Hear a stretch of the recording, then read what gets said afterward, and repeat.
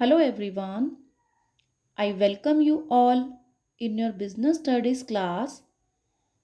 Students, your half yearly exams have been completed and from today onwards we will start our new syllabus. So we will start with our 7th unit, which is sources of business finance. तो यहाँ हम बात करेंगे कि business को run करने के लिए हमें जिस फाइनेंस का मतलब मनी की ज़रूरत होती है, वो मनी हमें किन किन सोर्सेज से मिल सकती है, कहाँ कहाँ से हम उस मनी को अरेंज कर सकते हैं ताकि हम अपने बिजनेस को स्मूथली चला सकें। उन सोर्सेज की हम बात करने वाले हैं इस यूनिट में। तो फर्स्टली तो बेसिक बातें करते हैं कि बिजनेस फाइनेंस क्या है, इसका नेचर क्या है, एक्सेट्रा। तो देखिए, बिजनेस फाइनेंस को सिंपल टर्म्स में आप कह सकते हो कि मनी रिक्वायरमेंट्स जो होती हैं बिजनेस की, उनके बारे में बात की जा रही है कि बिजनेस को रन करने के लिए आपको पैसा चाहिए, ऑफ कोर्स चाहिए, बिजनेस को एस्टैब्लिश करने के लिए भी चाहिए और रन करने के लिए आगे स्मूथली भी चाहिए। खर्चे होंगे बिजनेस में, आप चाहे मैन्युफैक्चरिंग का काम करते हैं या फिर आपका ट्रेडिंग बिजनेस है, मींस परचेज एंड सेल का काम है, तो भी आपको बिजनेस में इन्वेस्टमेंट तो करना ही होगा।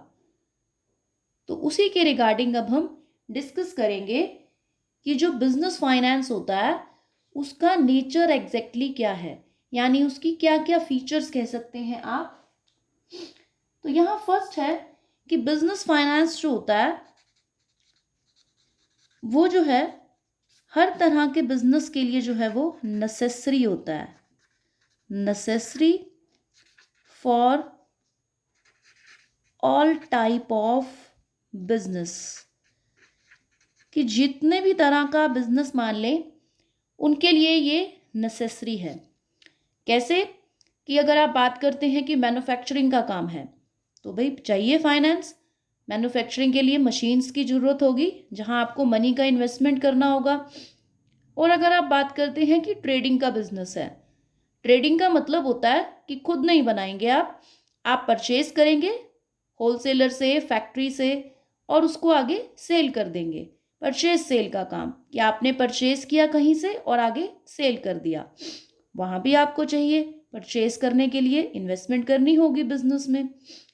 तो यहाँ हर तरह के बिजनेस के लिए बिजनेस फाइनेंस जरूरी है, चाहे कोई छोटे लेवल का बिजनेस है या बड़े लेवल पर बिजनेस कर रहे हैं। और इसकी रिक्वायरमेंट जो होती है वो बिजनेस के साइज के ऊपर डिपेंड करती है कि जितना बड़े लेवल पर बिजनेस आप करेंगे उतना ज़्यादा फाइनेंस आपको चाहिए होगा, उतनी ज़्यादा मनी रिक्वायरमेंट्स होंगी। छोटे बिजनेस के लिए कम मनी रिक्वायरमेंट्स होंगी। That is very much clear. Next क्या है कि इसमें हम हर तरह की ऑल टाइप ऑफ कैपिटल को जो है वो इंक्लूड करते हैं। मीन्स कि बिजनेस फाइनेंस का मतलब ये नहीं है कि बिजनेस का जो ओनर है वो पर्सनली कितना अपने बिजनेस में इन्वेस्ट करेगा। नो, उसने बाहर से जो लोन्स लिए हैं जिसे आप कहते हैं डेट कैपिटल, वो भी इंक्लूड होगी।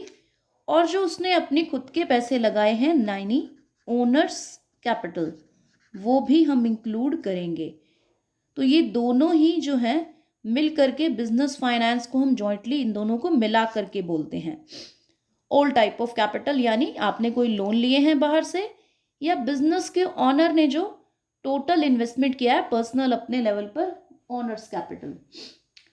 देन ये फ्लक्चुएटिंग नेचर का होता है। फ्लक्चुएटिंग का मतलब क्या है कि ये चेंज होता रहता है, कि बाकी जो अदर फैक्टर्स हैं उसके अकॉर्डिंग फाइनेंस की रिक्वायरमेंट जो है वो चेंज होती रहती है। अब क्या इफेक्ट करते हैं फैक्टर्स? इन्फ्लेशन, की महंगाई कितनी है उसके हिसाब से आपके खर्चे बढ़ेंगे घटेंगे। आपके बिजनेस का साइज, आपकी जो डिमांड है बिजनेस में, यानी जिस भी चीज़ का आप बिजनेस कर रहे हो उसमें जो प्रोडक्ट्स की डिमांड आ रही है वो अगर बढ़ रही है तो आपको और ज़्यादा इन्वेस्टमेंट करना होगा।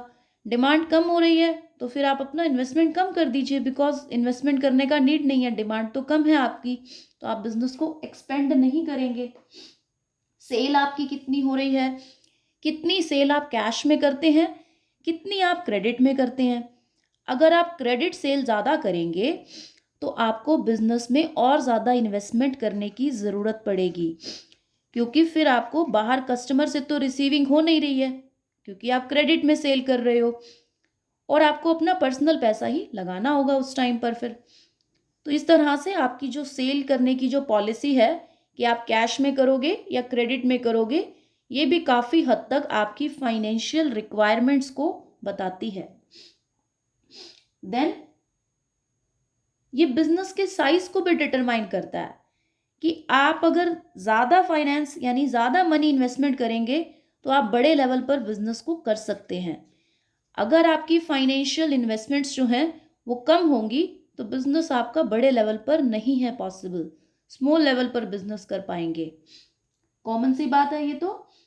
और ये फाइनेंस जो है ना वो एक वाइडर टर्म है कि इसका मतलब सिर्फ इतना नहीं है कि आपने जो है वो बिजनेस में कितना मनी को यूज़ करना है।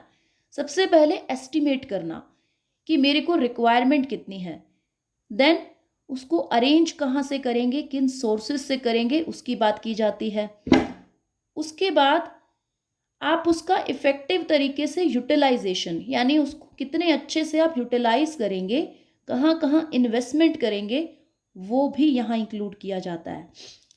इसको हम जॉइंटली कह देते हैं फाइनेंशियल मैनेजमेंट, कि फाइनेंशियल मैनेजमेंट कर रहे हैं अपने बिजनेस में हम। अब बात कर लेते हैं इसकी कुछ इंपॉर्टेंस की या सिग्निफिकेंस की।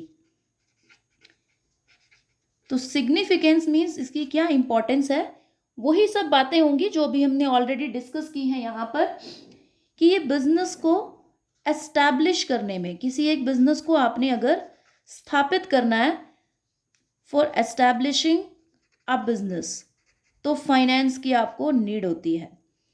अब एक नया बिजनेस अगर मुझे देखिए अगर अपना स्थापित करना है तो मुझे फाइनेंस चाहिए, पैसा चाहिए, ताकि मैं अपने बिजनेस में सेटअप कर सकूं। सेटअप करने के लिए कितनी सारी इन्वेस्टमेंट करने की ज़रूरत है। आपको लैंड में इन्वेस्टमेंट करनी होगी, बिल्डिंग जो है वो आप बनाएंगे, कंस्ट्रक्शन में इन्वेस्टमेंट होगी, मशीनें आप लगाएंगे। उसके बाद है कि बिजनेस तो एस्टैब्लिश हो गया, अब बिजनेस को रन करने के लिए, फॉर रनिंग अ बिजनेस आपको फाइनेंस की नीड है। अब अगर बिजनेस सेटअप हो गया है, अब उसको रन करने के लिए सैलरीज पे होंगी, इलेक्ट्रिसिटी का खर्चा भी आएगा, वेजेस पे होंगे, अदर एक्सपेंसेस भी होंगे, तो वहाँ भी आपको फाइनेंस की नीड होगी। नेक्स्ट, रन तो कर रहा है बिजनेस, उससे अगला स्टेप क्या होता है कि चलते हुए बिजनेस को एक्सपेंड करना, फॉर एक्सपेंशन ऑफ बिजनेस, कि बिजनेस को एक्सपेंड करने के लिए भी हमें फाइनेंस की नीड होती है। कि आपका बिजनेस जहाँ है आप वहाँ तो नहीं रहना चाहेंगे, अपने बिजनेस को बड़ा करना चाहेंगे, मॉडर्नाइजेशन यानी और ज़्यादा मॉडर्न मशीन्स लगाकर, जिससे कम पैसों में अच्छा प्रोडक्शन हो जाए। तो मॉडर्नाइज करना है बिजनेस को, अच्छी टेक्निक्स का यूज़ करना और एक्सपेंशन करना, दोनों के लिए ही आपको फाइनेंस की नीड होगी। तो बेसिकली आपको बता रहा है कि बिजनेस के कई तरह से जो रूप हैं वहां पर आपको फाइनेंशियल रिक्वायरमेंट्स रहती हैं। देन बिजनेस को जो भी अपॉर्चुनिटीज अवेलेबल हो सकती हैं, उन अपॉर्चुनिटीज को ग्रैब करने के लिए, अचीव करने के लिए आपको फाइनेंस की नीड है। अब अपॉर्चुनिटीज क्या, कि लाइक आपको डिस्काउंट, हैवी डिस्काउंट के ऊपर मिल रहा है रॉ मटेरियल, तो फाइनेंस होगा तो एकदम से इकट्ठा खरीद पाओगे, नहीं तो नहीं ले पाओगे। तो आपके पास इनफ फाइनेंस होना चाहिए, मनी होना चाहिए, ताकि आप मौके पर आपको जो अपॉर्चुनिटीज़ मिल रही हैं उन्हें आप ग्रैब कर पाएँ और आपके बिजनेस में बेनिफिट ले पाएँ। अब आपने देखा कि मार्केट में डिमांड इस प्रोडक्ट की बहुत ज़्यादा है। अगर आपके पास इनफ मनी अवेलेबल है तो आप जल्दी से प्रोडक्शन करके मार्केट में अपना स्टॉक पहुंचा दोगे, नहीं है तो फिर आपका प्रोडक्शन लेट हो जाएगा, तो तब तक डिमांड तो जा चुकी होगी, कोई और पर्सन, कोई और बिजनेसमैन पूरा कर देगा उसे। तो इस तरह से अपॉर्चुनिटीज को ऑन द स्पॉट हम कैसे ग्रैब करेंगे। नेक्स्ट, इसके बाद आप कह सकते हैं कि अगर रिसेशन का टाइम आता है, रिसेशन का मतलब जब आपकी सेल डाउन चली जाती है, लाइक ऑफ सीजन हो जाती हैं जब चीज़ें, तो उस टाइम पे अपने बिजनेस को मेंटेन करने के लिए, बिजनेस के खर्चे उठाने के लिए भी आपको फाइनेंशियल रिक्वायरमेंट्स होती हैं। हर टाइम हर एक बिजनेस बूम पर, मतलब एकदम अच्छी पोजीशन पर नहीं चलता है। रिसेशन का टाइम भी आता है, तो उस टाइम पर आपको मनी रिक्वायरमेंट्स रहती हैं। और बिजनेस की गुडविल को मेंटेन करने के लिए भी आपको फाइनेंशियल रिक्वायरमेंट्स होती है। मींस आप टाइमली पेमेंट करें, कोई उधार पेंडिंग ना हो बिजनेस का, अच्छी अपनी जो है पोजीशन मेंटेन करने के लिए मार्केट में एक बिजनेस को फाइनेंशियल रिक्वायरमेंट्स रहती हैं। तो ये बेसिक चीज़ें थी फाइनेंस की, हमारे को सिग्निफिकेंस और नेचर को समझा हमने। नेक्स्ट आगे हम इसके सोर्सेज की भी बात करेंगे और बेसिक बात करेंगे कि रिक्वायरमेंट्स क्या होती हैं लॉन्ग टर्म, मिडिल लेवल पर, शॉर्ट टर्म के लिए, उन सब चीज़ों को डिस्कस करेंगे। That's all for today. Thank you so much.